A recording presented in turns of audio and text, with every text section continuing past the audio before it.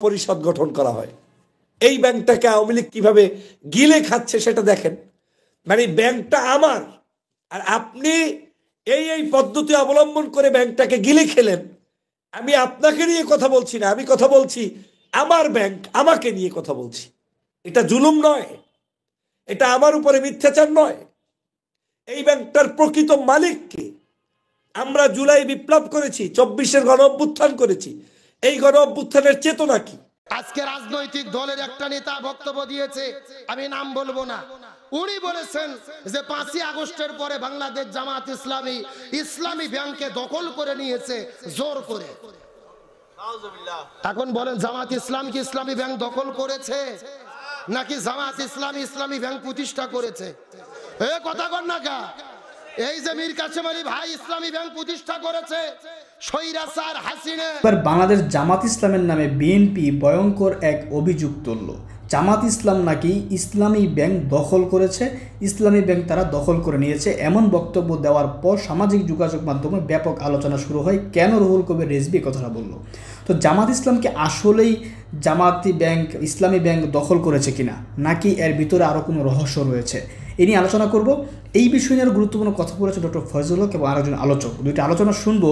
আলোচনা শুনে বোঝার চেষ্টা করবো রুহুল কবির রিজভীর এই বক্তব্য কতটুকু সত্যতা রয়েছে, এবং জামাত ইসলামের আমির যে অভিযোগ করেছেন যে বিএনপি অনেক লুটপাট করছে, দুর্নীতি করছে, সেটা কতটুকু সত্য, এই বিষয় নিয়ে তুলে ধরবো আপনাদের কাছে। জন্ম দিয়েছে।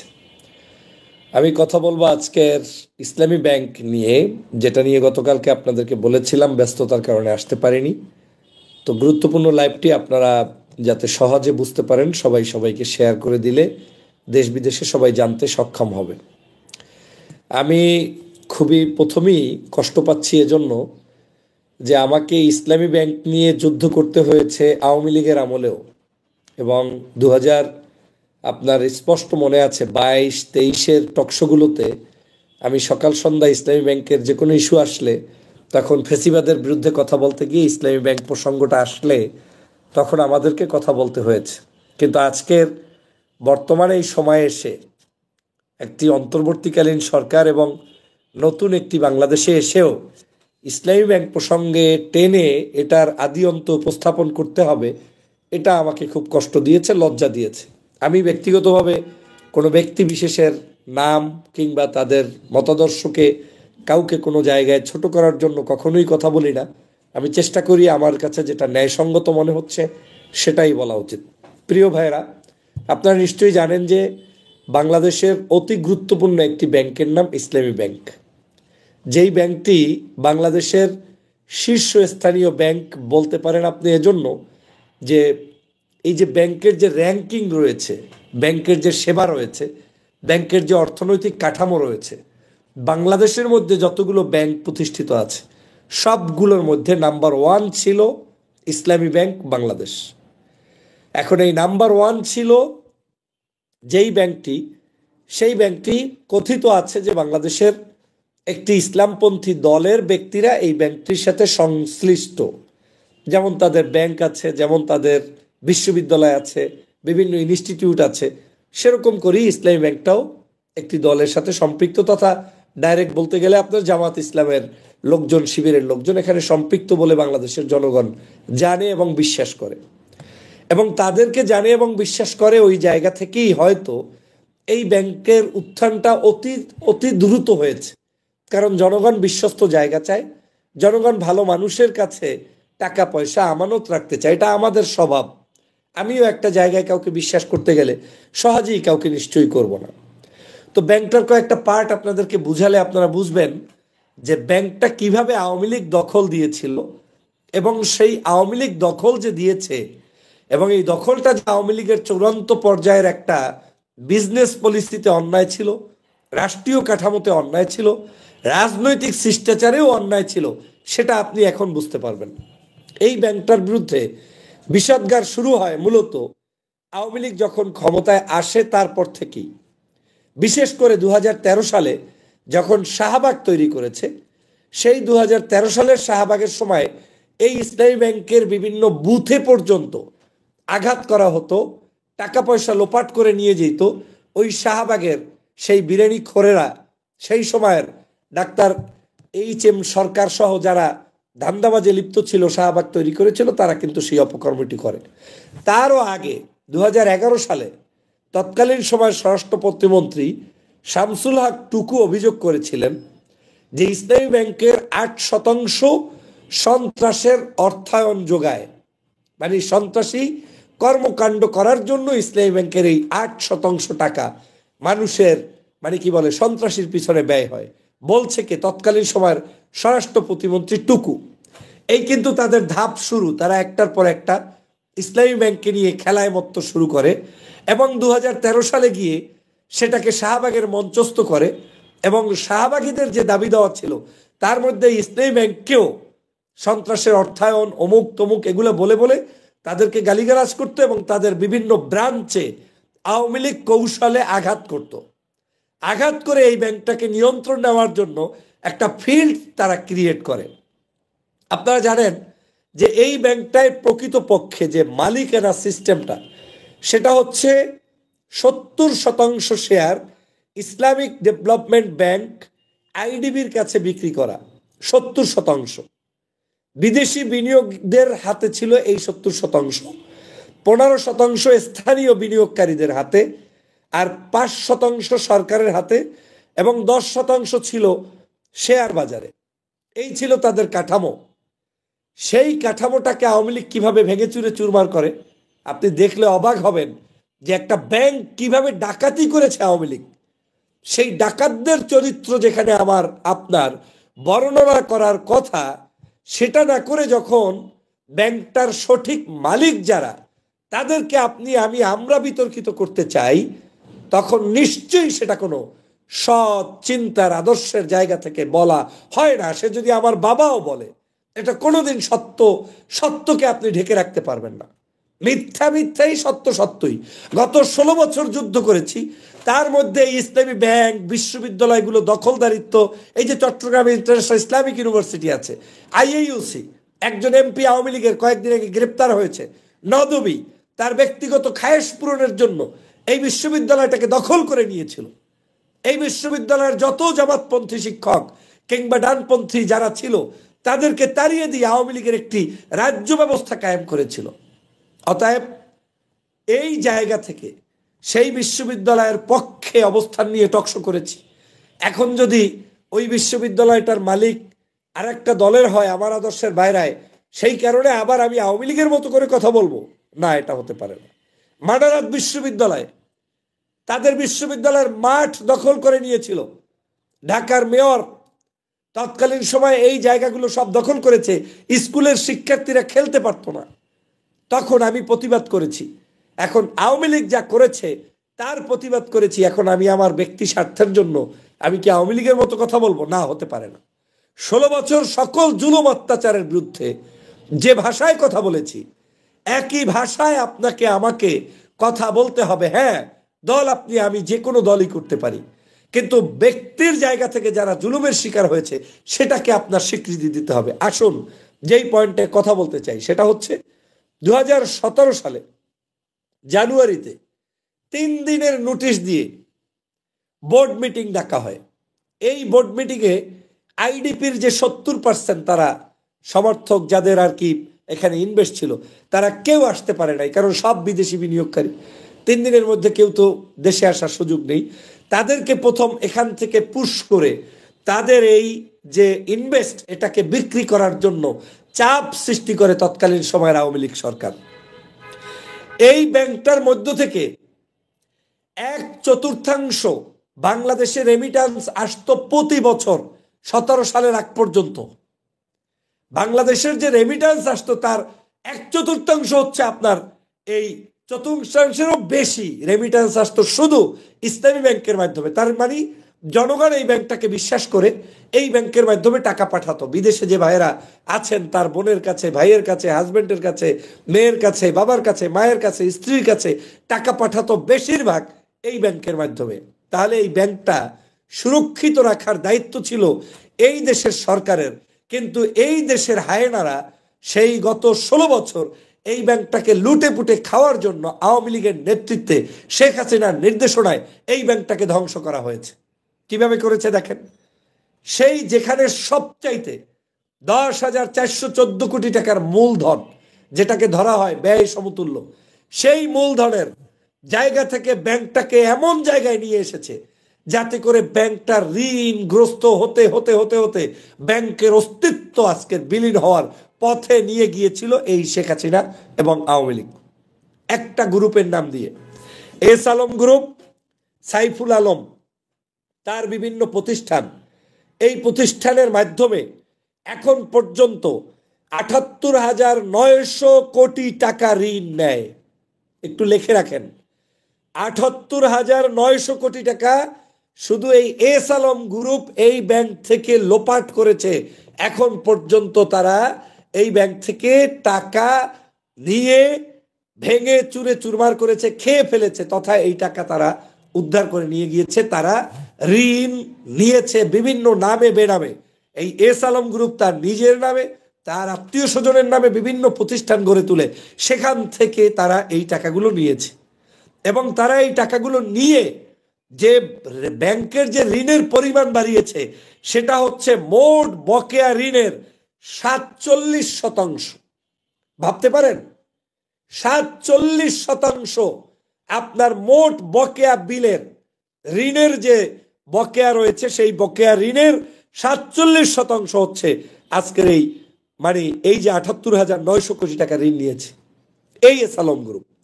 আপনারা এস আলম গ্রুপ সম্পর্কে ইতিমধ্যেই জেনেছেন, এস আলম গ্রুপের বিভিন্ন মন্তব্য শুনেছেন, এস আলম গ্রুপের সিঙ্গাপুরের দুর্নীতির গল্প শুনেছেন। শুধু আমার বাংলাদেশের যে কোনো পত্রিকার বললে নয়, বাংলাদেশের অন্যতম পত্রপত্রিকা সব জায়গায় এসেছে। একটা পত্রিকায় রিপোর্ট ছিল ভয়ঙ্কর নভেম্বর নামে, প্রথম আলোর রিপোর্ট, আপনারা দেখেছেন, আমি সেই রিপোর্ট কোট করে বহুবার টকশো করেছিলাম। তারা ভয়ঙ্কর নভেম্বর নামে একটা নিউজ করে লারা পরিয়ে দিয়েছিলেন, সারা পরিয়ে দিয়েছিলেন। সেখানে তারা বলতে চেয়েছিলেন যে 2022 সালের সম্ভবত 24শে নভেম্বর, আপনারা সার্চ করে দেখতে পারেন ভয়ঙ্কর নভেম্বর, এই 24শে নভেম্বর প্রথম আলোতে রিপোর্ট প্রকাশ করে এই এস আলম গ্রুপের দুর্নীতি, দুষ্কৃতি এবং তাদের সকল অন্যায় সেখানে প্রকাশিত হয়েছে, কিভাবে তারা সেখান থেকে টাকা পয়সা লোপাট করেছে। যাই হোক বন্ধুরা আমার, ব্যাংকটি আমানতের দিক থেকে শীর্ষে ছিল 2017 সাল পর্যন্ত। 17 সাল পর্যন্ত এই ব্যাংকটি আমানতের দিক থেকেও সর্বশীর্ষে ছিল। 2017 সালের 5 জানুয়ারি, খেয়াল করবেন, 2017 সালের 5 জানুয়ারি ডিজিএফআই এর পরিচয়ধারীরা তারা এই ব্যাংকের চেয়ারম্যান, ভাইস চেয়ারম্যান, কয়েকজন ঊর্ধ্বতন ডাইরেক্টরকে ডেকে এনে বাসা থেকে ডিজিএফআই এর প্রধান কার্যালয়ে নিয়ে যায় 5 জানুয়ারি। সেখানে তাদেরকে ভয়ভীতি প্রদর্শন করে পদত্যাগ করানো হয় এবং ঢাকার একটি হোটেলে সামরিক কর্মকর্তার নজরদারির মধ্যে রেখে সেই জায়গায় নতুন পরিচালনা পরিষদ গঠন করা হয়। এই ব্যাংকটাকে আওয়ামী লীগ কিভাবে গিলে খাচ্ছে সেটা দেখেন। ব্যাংকটা আমার, আর আপনি এই পদ্ধতি অবলম্বন করে ব্যাংকটাকে গিলে খেলেন। আমি আপনাকে নিয়ে কথা বলছি না, আমি কথা বলছি আমার ব্যাংক, আমাকে নিয়ে কথা বলছি। এটা জুলুম নয়, এটা আমার উপরে মিথ্যাচার নয়। এই ব্যাংকটার প্রকৃত মালিক কে? আমরা জুলাই বিপ্লব করেছি, 24-এর গণ অভ্যুত্থান করেছি। এই গণ অভ্যুত্থানের চেতনা কি? চেতনা হচ্ছে যেখানে বিএনপি নির্যাতিত, ওই বিএনপির নির্যাতিত ব্যক্তির পক্ষে আপনাকে কথা বলতে হবে। খালেদা জিয়া নির্যাতিত ছিলেন, তার উপরে জুলুম করেছে, অত্যাচার করেছে, আপনাকে কথা বলতে হবে, তাকে ক্ষমা করতে হবে, তাকে জেল থেকে মুক্ত করতে হবে। এটা যেমন চাহিদা, তেমনি জামাতের কোনো ব্যক্তি যদি নির্যাতিত হয়, নিপীড়িত হয়, আর যদি কি হয়েছে, যেখানে হয়েছে তাদেরকে আপনার সর্বোচ্চ জায়গা থেকে সমর্থন জুগিয়ে তাদেরকে উদ্ধার করা, এটা আপনার নীতিবান মানুষের কাজ। শুধু জামাত না, আওয়ামী বিরোধী আন্দোলন যারাই করেছে, যারাই বিভিন্ন ধরনের এইরকম নির্যাতনের শিকার হয়েছে, প্রত্যেকের পক্ষে আপনি কথা বলবেন, বলিষ্ঠ ভূমিকা পালন করবেন। এটা হচ্ছে আপনার নৈতিক দায়িত্ব। আপনি কতটুকু সেটা করতে পারছি আমরা? এখন আমরা আওয়ামী লীগ যা বলছে, আওয়ামী লীগ যা করছে, আওয়ামী লীগ যেটা করে দেখিয়েছে, উইথ এভিডেন্স আমি টক করছি, কথা বলছি, ডেট বাই ডেট আপনাদেরকে বলছি। সেই জিনিসটা জাতির কাছে উপস্থাপন করলে নিশ্চয়ই অনৈক্য ছাড়া আর কিছু হবে না। আর অনৈক্য হলে এই জাতির, দুর্ভাগা জাতির, এর চাইতে মরণ ফাঁদ আর কিছুই হতে পারে না। আমি প্রিয় বন্ধুরা আমার, আপনারা জানেন ব্রিটিশ সাময়িকী ইকোনমিস্টেও প্রচার হয়েছে এই ব্যাংকের বিভিন্ন ধরনের দুর্নীতির তথ্য নিয়ে। তারপরে ইসলামী ব্যাংকের সাবেক এমডি মোহাম্মদ আব্দুল মান্নান তিনি নিজে বলেছেন যে একটি প্যাডে জোরপূর্বক আমাকে এই যে পদত্যাগ করানো হয়, মানে প্যাড নিয়ে এসেছে, বলেছে সাইন দাও, সাইন দিতে হবে। ইসলামী ব্যাংকের সাবেক চেয়ারম্যান মোস্তফা আনোয়ার তিনি বলছেন জোর করে সিগনেচার করিয়ে, কোথায় সাইন নিচ্ছে, কেন নিচ্ছে, কোনো কিছু না বলিয়ে তারা এই অপকর্মটি করে ব্যাংকটাকে দখল করেছে। যাই হোক প্রিয় বন্ধুরা আমার, তো সংক্ষেপে আপনি দেখলেন যে সমগ্র ব্যাংকটার চিত্রটা আওয়ামী লীগ এখান থেকে গিলে গিলে খেয়েছে।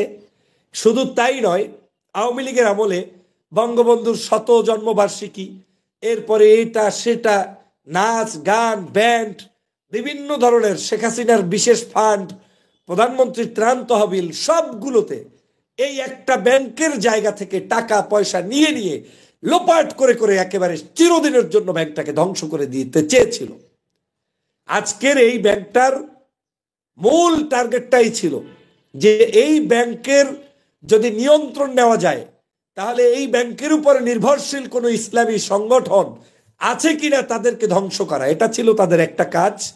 দ্বিতীয় কাজ ছিল ব্যাংকের টাকাগুলো খাওয়ার জন্য মরিয়া হয়ে বসেছিলেন শেখ হাসিনা, তিনি এখান থেকে এই টাকাগুলো নিয়ে তার পরিবারের জন্য ব্যবহার করেছেন।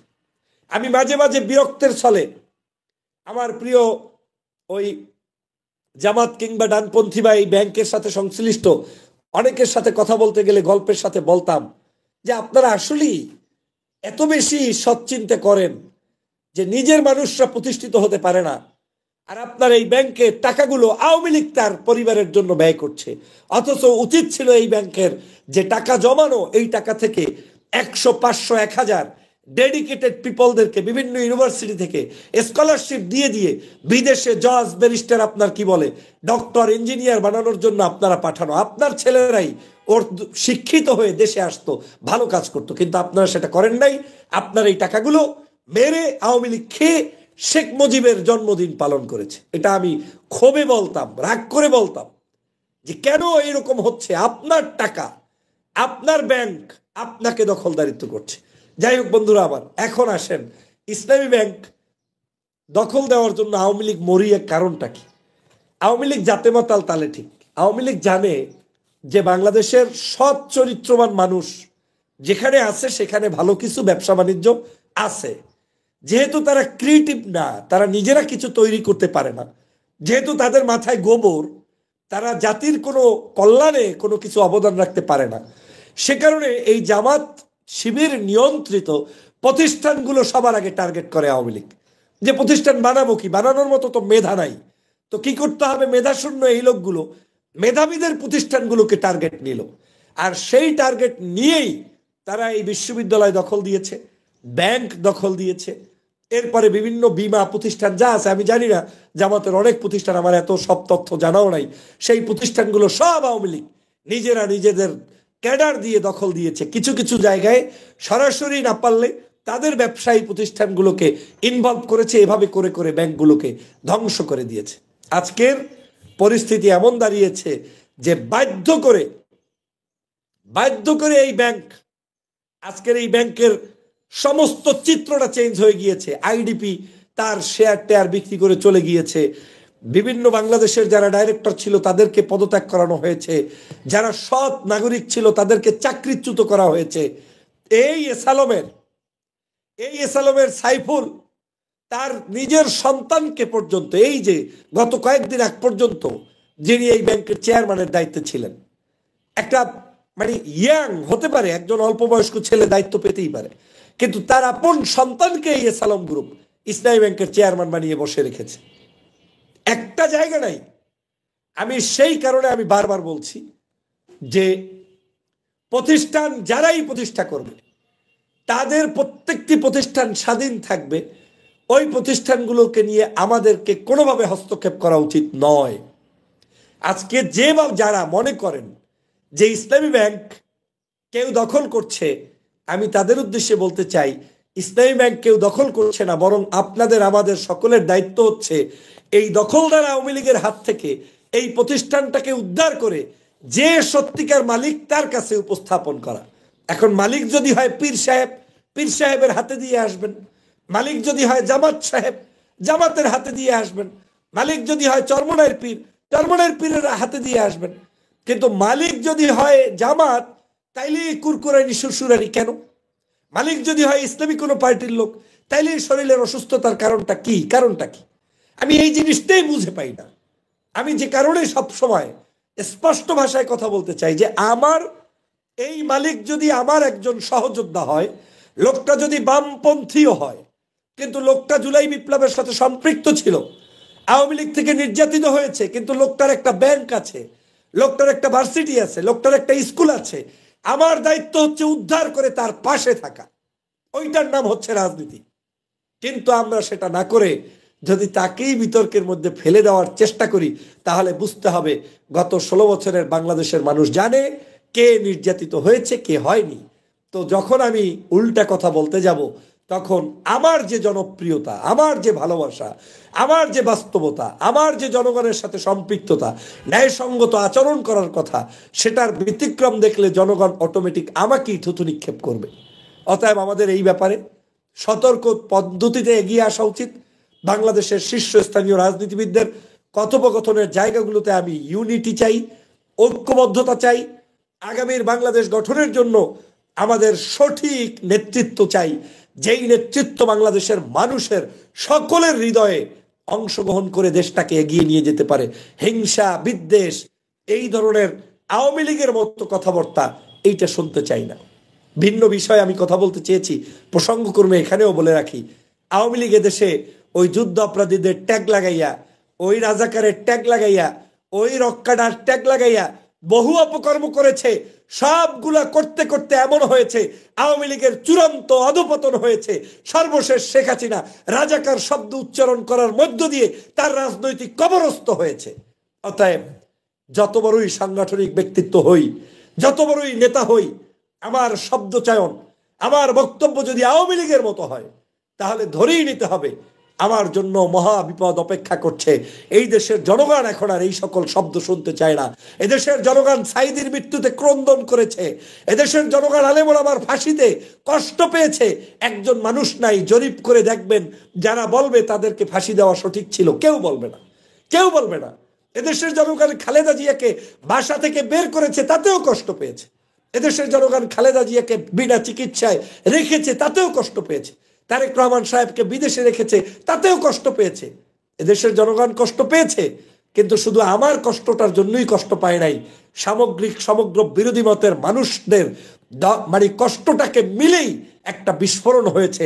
সেই বিষয়টা যদি আমাদের মাথায় না থাকে, তাহলে আগামী দিনের কঠিন পরিস্থিতির জন্য অপেক্ষা করতে হবে। কিছু করার নাই, কিছু করার নাই।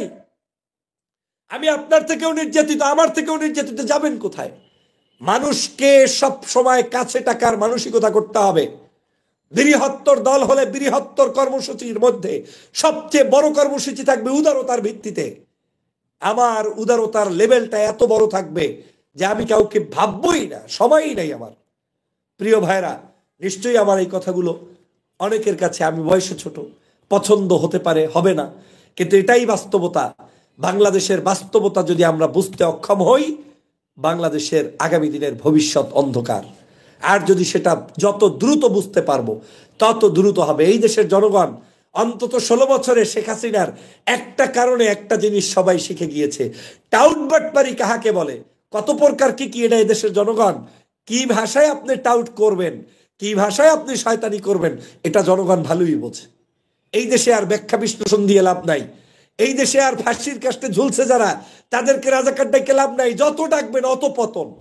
এদেশের কেউ বিশ্বাসই করে না যে ওই মানুষগুলো রাজাকার ছিল কি ছিল না। কিসের রাজাকার? যার কোনো মানে তালিকা নাই। আওয়ামী লীগ এখন পর্যন্ত একটা রাজাকারের তালিকা দিতে পারে নাই, একটা মুক্তিযুদ্ধের তালিকা দিতে পারে নাই। ওই ইস্যুতে আপনি এখনো পড়ে থাকলে আপনাকে আহাম্মক ছাড়া কেউ কিছু বলবে না। এই দেশে এইসব ইস্যু নাই, ইস্যু শেষ।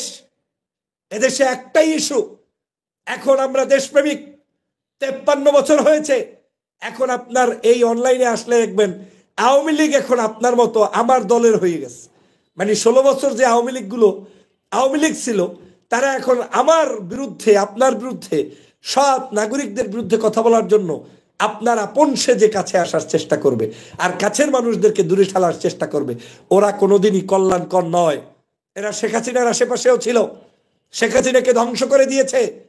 অতএব আপনাদের সবাইকে সতর্ক না হলে, দেশপ্রেমিক মানুষ যে পন্থী হোক, যে আদর্শের হোক, তাকে কাছে টেনে কাজ করতে হবে, না হয় দেশ টিকবে না। সেই দিকে অগ্রসর হন। আসুন আমাদের এই ইসলামী ব্যাংক এবং বিভিন্ন প্রতিষ্ঠান সবগুলোকে জাতির প্রতিষ্ঠান হিসাবে গ্রহণ করি, এবং বাংলাদেশের বিএনপির নেতাকর্মীদের ব্যবসা প্রতিষ্ঠানগুলো যারা ধ্বংস করেছে সেগুলোও আমরা উদ্ধার করি, জামাতের ব্যবসা প্রতিষ্ঠান যারা ধ্বংস করেছে সেগুলোও আমরা উদ্ধার করি, ইসলামী আন্দোলনের ব্যবসা প্রতিষ্ঠান যারা ধ্বংস করেছে সেগুলোকে উদ্ধার করি। এরকম করে ডান বাম ছোট বড় যার যতটুকু ক্ষতি হয়েছে সবার ক্ষতিগুলোকে পুষিয়ে দিয়ে একটি ঐক্যতানের বাংলাদেশ গঠন করি, একটি ঐক্যের মাইল ফলক তৈরি করি, এবং আওয়ামী ফ্যাসিবাদের বিরুদ্ধে আমাদের লড়াই অব্যাহত রাখি। আর আওয়ামী লীগ যে ভাষায় কথা বলেছে 16 বছর, ওই ভাষা পরিত্যাগ করে আমার নিজস্ব ভাষায় কথা বলার চেষ্টা করি, তাহলেই বাংলাদেশ জাগবে। আজকে রাজনৈতিক দলের একটা নেতা বক্তব্য দিয়েছে, আমি নাম বলবো না। উনি বলেছেন যে 5ই আগস্টের পরে বাংলাদেশ জামাত ইসলামী ব্যাংকে দখল করে নিয়েছে জোর করে।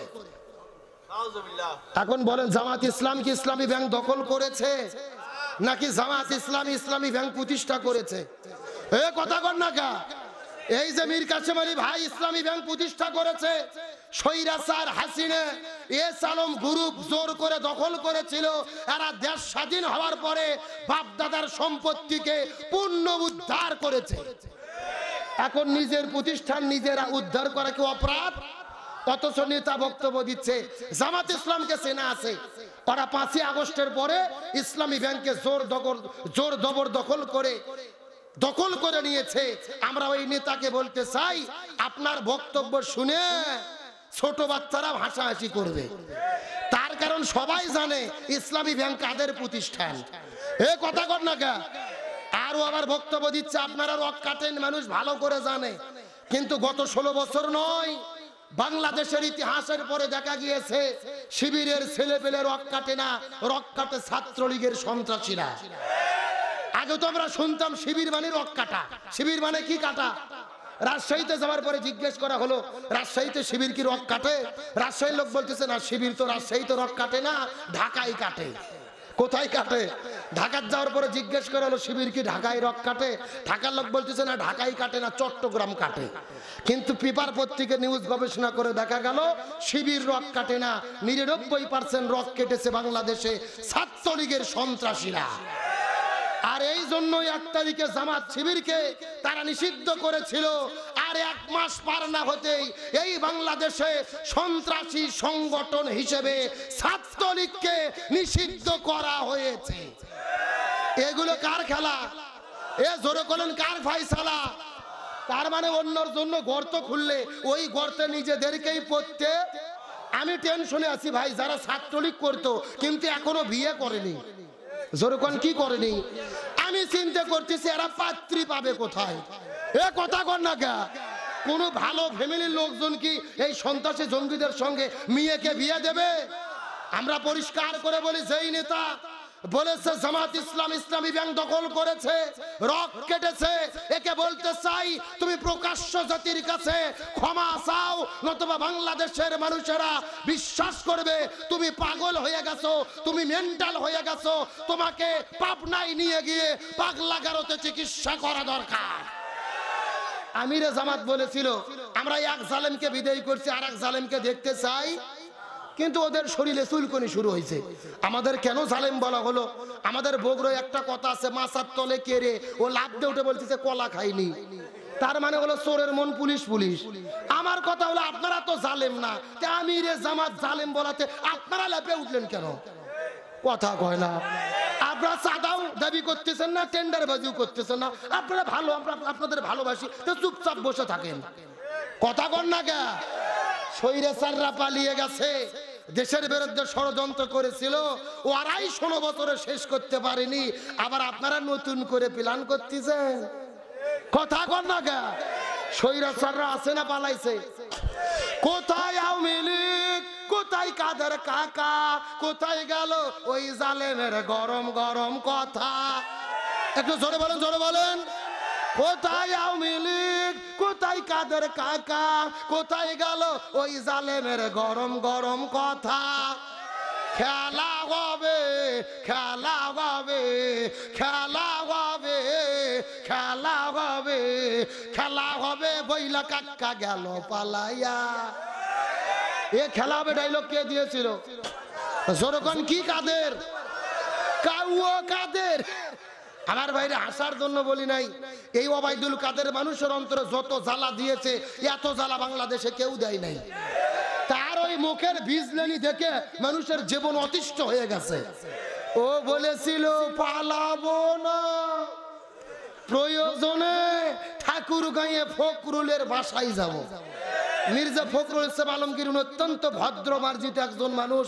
উনি গত 1 মাস আগে বলেছে, কোথায়? আমি তো ঘরের দরজা খুলে রেখেছিলাম, উনি তো আর আসলেন না। পালাবো না, পালাবো না, যাই না কবু দেখা, তাদের সারা দেশটা কেমন লাগে ফাঁকা ফাঁকা। সবাই পালাবো না, পালাবো না, যাই না কবু দেখা, তাদের সারা দেশটা কেমন লাগে ফাঁকা ফাঁকা। এর শূন্যস্থান পূরণ বোঝেন না? একসাথে লাগে ফাঁকা। আইনমন্ত্রী আটকে গেল আইনের ফাঁকে, দাড়ি সারা দরবেশের ভণ্ড ভণ্ড লাগে। শুনছি কত নেতা নেত্রী খাইতেছে ভাই ডান্ডা, বিচারপতি কালামানিকের ফাটিয়েছে তাই আন্ডা। এ পত্রিকার মধ্যে টেলিভিশনে দেখছেন না, এই যে বিশাল বড় দাড়ি, নাম হলো দরবেশ বাবা। যেরকম কি বাবা? সালমান এফ রহমান একেবারে দাড়ি কাটে ক্লিন শেভ করছে, ক্লিন শেভ করে আইনমন্ত্রীর সাথে করে নিয়ে পালাতে গেছে। আল্লাহর কি খেলা, আইনমন্ত্রী প্রশাসনের ভাইরা ধরে ফেলেছে। আইনমন্ত্রী বলতিছে, স্যার আমাকে একা কেন ধরলেন? এই যে দরবেশ বাবা, জামাত বিএনপির লোক যদি ধরা পড়ে, এরা চিন্তা করে আমি ধরা পড়েছি, আমার আর একটা ভাই জানো ধরা না পড়ে। আর ওরা এমনও দল করে, ওরা চিন্তা করে মিলে জিলে ডিম থেরাপি খায়। আর এই যে বাংলাদেশের একটা কালামানিক ছিল, বিচারপতি কালামানিক ছিলেন না? আল্লামা সাইদিকে একমাত্র যেই বিচারপতি ফাঁসি রায় দিয়েছিল, এই বিচারপতি কালামানিক টেলিভিশনের টক শোতে গিয়ে বলতো, সাইদির কেন ফাঁসি হলো না, সাইদি রাজাকার কেন মারা গেল না, এই বলে টকশো গরম করতো। আল্লাহর কি খেলা, হাসিনা পালিয়ে যাওয়ার 15 দিন পরে ছেলে দিয়ে তিনি ভারতে পালিয়ে যাবে। 15,000 টাকা দিয়ে নৌকা ভাড়া করেছে। কয় হাজার? যেই লোক টাকা দিয়ে ভাড়া করেছে, ওই লোক টাকা গুনে নিয়ে ময়নাক জনগণের হাতত ধরিয়ে দিতে। আর জনগণ এমন মার দিয়েছে, কলার পাতার যেরকম ভাবে আমরা ছোট বাচ্চা খাতনা করে, সুন্নাতি খাতনা করে শুয়ে রাখি, ওই রকম ওকে শুয়ে রাখছে। আর পরের দিনে আদালত নিয়ে যাইয়া এমন থেরাপি দিয়েছে জনগণ। বিচারপতি কালামানিক আছে, কিন্তু কালামানিকের বিসি নাই। আইনমন্ত্রী আটকে গেল আইনের ফাঁকে, দাড়ি সারা দরবেশের ভণ্ড ভণ্ড লাগে। শুনছি কত নেতা নেত্রী খাইতেছে ভাই ডান্ডা, বিচারপতি কালামানিকের ফাটিয়েছে তাই আন্ডা।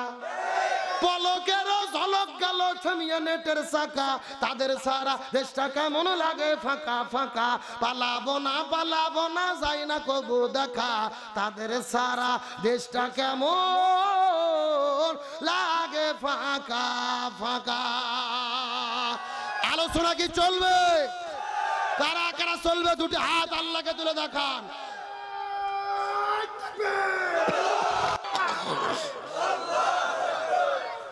শেষ হয়ে গেল। হাত উঠান, হাত উঠান। লিল্লাহে তাকবীর। আজকের মাহফিল চলছে, চলবে। ফেনী জেলার মাহফিল, ফুলগাজীর মাহফিল কতক্ষণ চলবে?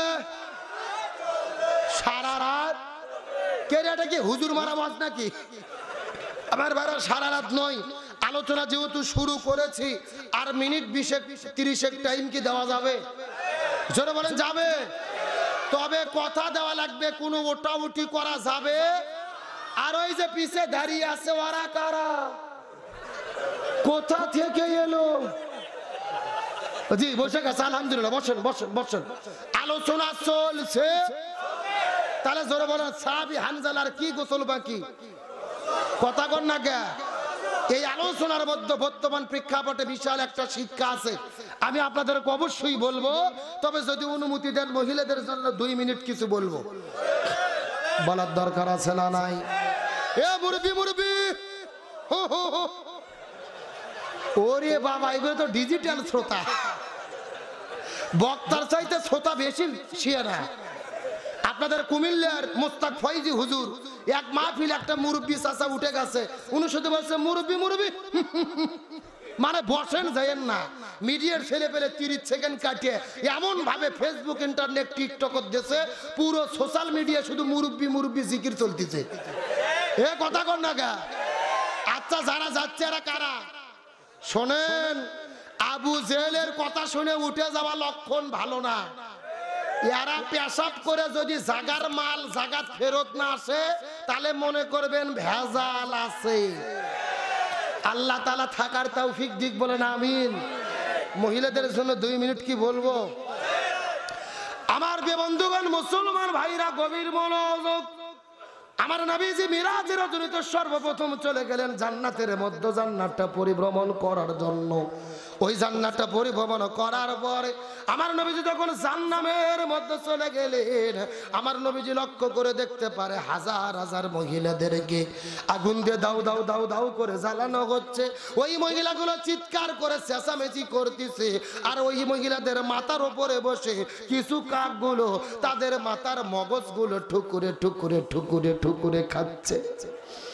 এই দৃশ্য দেখার পরে নবীজির মনটা বড় খারাপ হয়ে গেল। নবীজি ডাকতে পারি, ইয়া রাসূলুল্লাহ, এই মহিলাগুলো কারা বলো তো দেখি। জিবরাইল ডাকতে বলে, ইয়া রাসূলুল্লাহ, আপনি মন খারাপ করবেন না, এই মাত্র আল্লাহ তাআলা জানায়া দিল আপনার উম্মতের ভেতরে অধিকাংশ মহিলা জাহান্নামের ভেতরে যাবে। অধিকাংশ মহিলাগুলো যাবে কোথায়? এই কথা শোনার পরে নবীজির মনটা বড় খারাপ হয়ে গেল। জিবরাইলকে ডাকতে বলে, ও ভাই জিবরাইল, অধিকাংশ মহিলা কেন জাহান্নামের মধ্যে যাবে বলো তো দেখি। জিবরাইল ডাকতে বলে, ইয়া রাসূলুল্লাহ, অধিকাংশ মহিলা জাহান্নামে যাবে, এর পেছনে অনেকগুলো কারণ রয়েছে। তার ভেতরে প্রধানত কারণ হলো 2টা। জোরে বলেন কয়টা? আরো জোরে, সাউন্ড নাই। আচ্ছা, আপনাদের কি কষ্ট হচ্ছে? এই যে মাঝখান দিয়ে বাঁশ দেওয়া আছে সোজা, ডান দিকে এক ভাগ, বাম দিকে আর এক ভাগ। আপনারা মুখ বন্ধ করেন, আপনারা বলেন তো দেখি, অধিকাংশ মহিলা জাহান্নামে যাবে, তার পেছনে কারণ হলো কয়টা? আরো জোরে, আপনারা মুখ বন্ধ করেন, আপনারা বলেন তো দেখি, অধিকাংশ মহিলা জাহান্নামে যাবে, তার পেছনে কারণ হলো কয়টা? ওরে বাবা, কেন ভাগ করে দেন? সাউন্ড বাজতেছে, তার মানে আপনি আলসামি করতেছেন না। আমার বন্ধুগণ, মুসলমান ভাইরা, গভীর মনোযোগ। ডানে যারা আছেন কথা বলবেন, বামে যারা আছেন কথা বলবেন, মঞ্চে যারা বসে আছেন তারাও কথা বলবেন। সবাই মিলে চিৎকার করে একসঙ্গে বলেন তো দেখি, অধিকাংশ মহিলা জাহান্নামে যাবে, তার পেছনে কারণ হলো কয়টা? আরো জোরে, জোর হলো না। এমন সময় রাসূল জিজ্ঞেস করে বলে, ইয়া রাসূলুল্লাহ, আপনার 2টা কারণে অধিকাংশ মহিলারা জাহান্নামের মধ্যে যাবে। রাসূল ডাকতে বলে, ও ভাই জিবরাইল, কোন 2টা কারণে অধিকাংশ মহিলা জাহান্নামের মধ্যে যাবে?